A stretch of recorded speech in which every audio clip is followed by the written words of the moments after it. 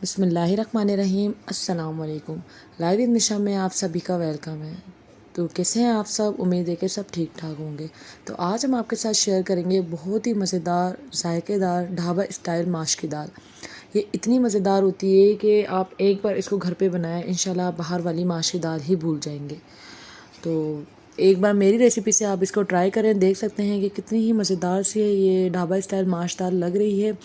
एकदम साबुत साबुत और अच्छे से गली हुई। इस इंशाल्लाह एक बार आप मेरी रेसिपी से ट्राई करें इसको, सबको बहुत ही ज़्यादा माश दाल पसंद आएगी। बहुत ही मज़ेदार ढाबा स्टाइल माश दाल। तो चलें शुरू करते हैं इसकी रेसिपी। यहाँ पे मैंने माश दाल को बहुत अच्छे से वॉश करने के बाद 2 घंटे के लिए भिगो के छोड़ दिया था। अब यहाँ पे मैंने एक कढ़ाई लेनी है और इसमें हाफ़ कप ऑयल डालना है।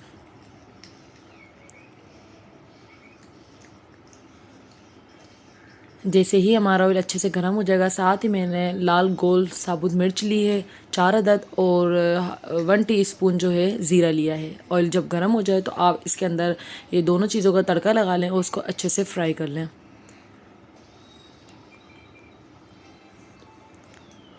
साथ ही मैंने यहाँ पे 1 अदद बड़े साइज़ की प्याज बारीक चॉप कर ली थी, वो इसके अंदर ऐड कर दिए और आप मज़ीद इसको अच्छे से फ्राई कर लें।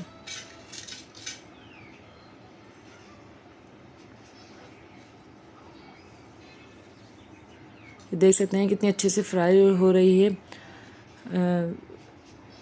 यहाँ पे देखें आपके बहुत अच्छे से मैंने इसको गोल्डन ब्राउन कलर दे दिया है। साथ ही मैं इसके अंदर 1 टेबलस्पून नमक ऐड कर दूँगी, 1 टेबलस्पून कुटी हुई लाल मिर्च, 1 टेबलस्पून कुटा हुआ धनिया और 1 टेबलस्पून इसके अंदर हल्दी चली जाएगी और हाफ़ टी स्पून जो है इसके अंदर पिसा हुआ गरम मसाला जाएगा। अब इन सारे मसालों को आप प्याज में अच्छे तरीके से मिक्स कर लें ताकि इसका जो है वो कच्चापन भी अच्छे से निकल जाए। आप एक बार ये घर में ज़रूर बनाइएगा और बहुत ही झटपट और बहुत ही आसानी से बन जाती है ये देख सकते हैं मसाले अच्छी तरह से जो इसमें फ्राई हो गए। साथ ही मैंने यहाँ 2 अदद बड़े साइज़ के टमाटर चॉप कर लिए थे बारीक, वो इसको इसके अंदर ऐड कर देंगे और इनको भी हम अच्छे से फ्राई कर लेंगे।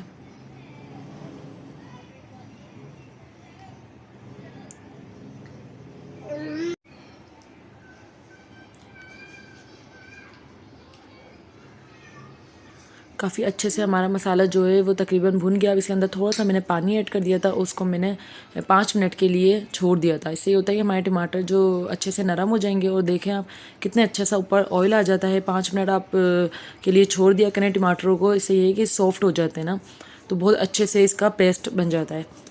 अब आप इसको मज़ीद 1 आध मिनट तक इसको फ्राई कर लें।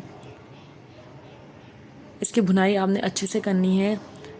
ये देखिए माशाल्लाह से कितना ही अच्छा जो है वो हमारा मसाला भुन चुका है। अब यहाँ पे जब हमारा मसाला भुन जाएगा, साथ ही हमने जो दाल भिगोई हुई थी वो इसके अंदर ऐड कर देंगे और उसको अच्छे से मिक्स कर लेंगे।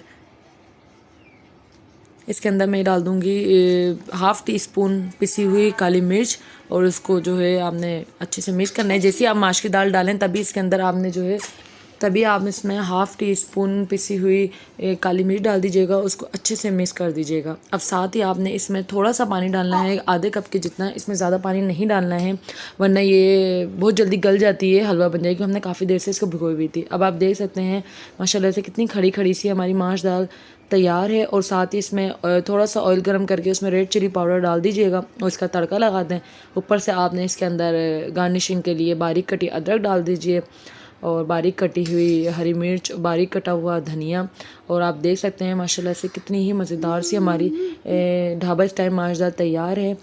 तो आप इसको घर में बनाएं, कितनी आसानी कितनी झटपट से तैयार हो जाती है। तो मुझे ज़रूर कमेंट्स करके बताइएगा कैसी लगी आपको ये रेसिपीज़।